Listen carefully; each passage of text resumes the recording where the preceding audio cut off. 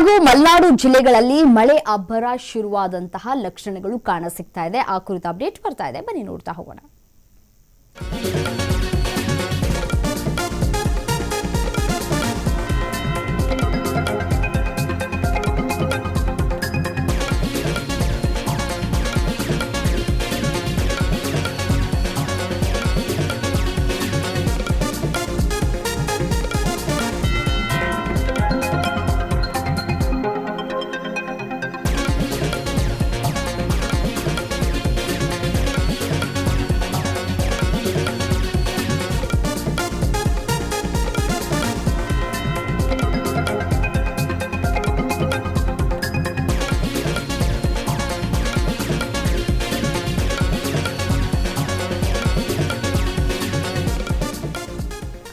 ಇವತ್ತು ಮತ್ತೆ ನಾಳೆ ಭಾರೀ ಮಳೆಯಾಗುವಂತಹ ಮುನ್ಸೂಚನೆಯನ್ನ ನೀಡಿದೆ ಹವಾಮಾನ ಇಲಾಖೆ.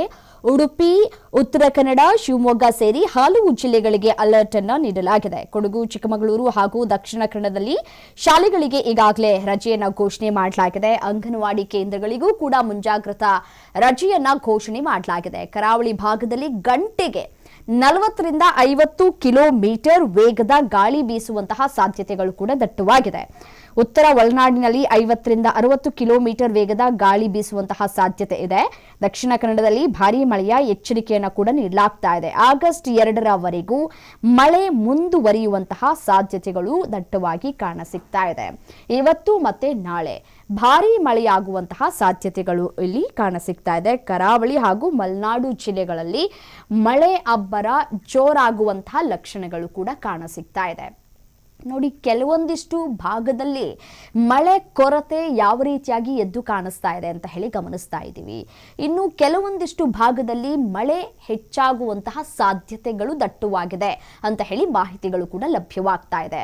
ಅದರಲ್ಲೂ ಕರಾವಳಿ ಭಾಗದಲ್ಲಿ ಗಂಟೆಗೆ 40ರಿಂದ 50 ಕಿಲೋಮೀಟರ್ ವೇಗದ ಗಾಳಿ ಬೀಸುವಂತಹ ಸಾಧ್ಯತೆಗಳು ಕೂಡ ದಟ್ಟವಾಗಿದೆ ಅಂತ ಕೂಡ ಹೇಳಲಾಗ್ತಾ ಇದೆ. ಸೊ ಹಾಗಾಗಿ ಯಾರು ಕೂಡ ಈ ಒಂದು ಬೈಸಿಕಲ್ ಆಗ್ಬೋದು ಅಥವಾ ಬೈಕ್ಗಳಲ್ಲಿ ಸಂಚಾರವನ್ನ ಮಾಡುವಂತಹ ಸಂದರ್ಭದಲ್ಲಿ ತೂರ್ಕೊಂಡು ಹೋಗುವಂತಹ ಸಾಧ್ಯತೆಗಳು ಕೂಡ ದಟ್ಟವಾಗಿ ಇರುತ್ತೆ. ಯಾಕಂತಂದ್ರೆ ಅತಿ ವೇಗದಲ್ಲಿ ಗಾಳಿ ಬೀಸುವಂತಹ ಸಾಧ್ಯತೆ ಇರುವಂತಹ ಹಿನ್ನೆಲೆಯಲ್ಲಿ ಸುಖಾಸುಮ್ಮನೆ ಯಾರು ಕೂಡ ಹೊರಗಡೆ ಬಂದು ಓಡಾಟ ಮಾಡುವಂತಹ ಕೆಲಸಕ್ಕೆ ಮುಂದಾಗಬೇಡಿ ಅಂತ ಹೇಳಿ ಹವಾಮಾನ ಇಲಾಖೆ ಮುನ್ಸೂಚನೆಯನ್ನ ಕೊಡ್ತಾ ಇದೆ. ಮತ್ತೆ ಉತ್ತರ ಒಳನಾಡಿನಲ್ಲಿ 50ರಿಂದ 60 ಕಿಲೋಮೀಟರ್ ವೇಗದ ಗಾಳಿ ಬೀಸುವಂತಹ ಸಾಧ್ಯತೆಗಳು ಕೂಡ ಇದೆ ಅಂತ ಕೂಡ ಹೇಳಲಾಗ್ತಾ ಇದೆ.